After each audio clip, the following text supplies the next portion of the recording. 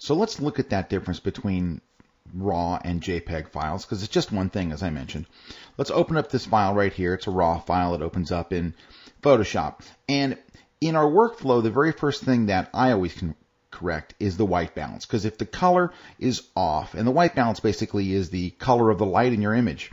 If the white balance is off, that means the color is off in your photograph. And it's controlled from right here in the white balance area. And once I show you how to correct the white balance, then I'll be able to show you what the difference is. The first thing we're going to do is we're going to go right here to the white balance pop-up menu. It shows you your image in the white balance as it was set in your camera.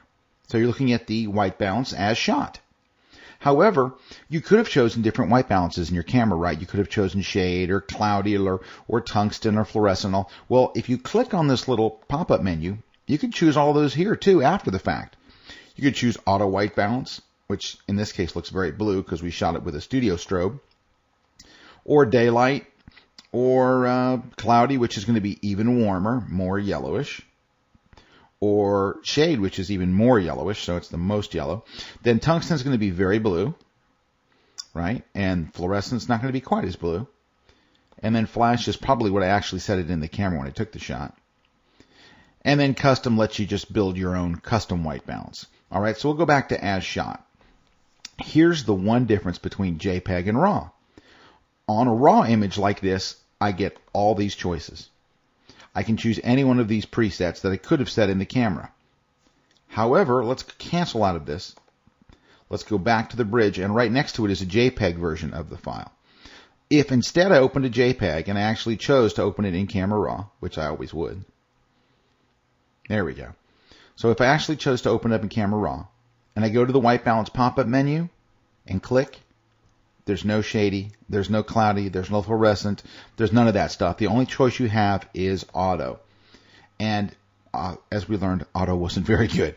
But basically, you only have that choice. Basically, it is embedded the white balance from your camera into the file, and it's really not easy to change it using these pop-up menus. So basically, that's it. You get either as shot or auto, or you build it yourself. So that is the one difference. So let's head back to the RAW file just to refresh your memory, and there's all your changes. Now, sometimes you'll go in here, you'll choose a white balance from this list, and it looks just perfect, and you're set. And you're done. That's it. Now, what do you do if you choose it, and it's close, but it's not exactly there? That's when I go from using the pop-up menu to being the final thing, like, okay, it's done, to I use the pop-up menu as a starting place. So if it doesn't look right, now it's my starting place. Then I'll just go to the temperature slider.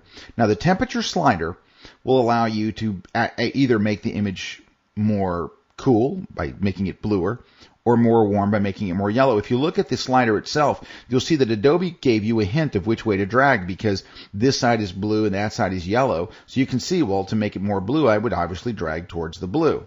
And I think it was a little bit too yellow for my taste. If I wanted it more yellow, I would drag to the right. If I want it a little cooler, I would drag to the left.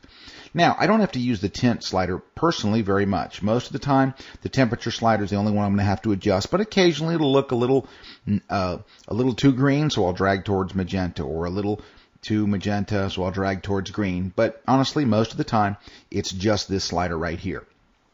So those are the two. Well, those are two of the three ways to set your white balance. But before we leave this little white balance area here, I want to give you two little tips that'll not just help right here in setting your white balance, but it'll help you all throughout Camera Raw. The first is, anytime you make a change, so let's just say that I said, well, let's see how he looks with yellow. I go, oh, that looks terrible. He looks way, way too yellow. And I just wish I could set it back to where I started. I want to get it back to the default. Well, there's a really quick shortcut that'll help you. If you go to the little nub, or whatever it is, the little knob here on the slider, and you double click on it, it automatically resets it to the original setting. So it resets it to the default setting like you just opened up the image. That's trick number one. Trick number two, I actually have to zoom in to let you see. If you take your cursor and you move it up to where the name is, or up over this field here, just to the left of it. Notice how the cursor changes? The cursor is now changed to a little hand with an arrow pointing left and right. That's called a scrubby slider. And what a scrubby slider does is let you to adjust the any field, not just here, but any field, by instead of going in here, highlighting and typing in a new number, what it instead lets you do is just click and drag. And as you drag, it moves the slider for you. And you can be very precise with it. Or if you hold the Shift key, it'll move in bigger increments, much faster increments from side to side, just like that. So shorter increments, you can just take your hand off and it'll move a little more precise. And if you hold the Option key on Mac or the Alt key, the Option key, yeah, it'll move in just tenths.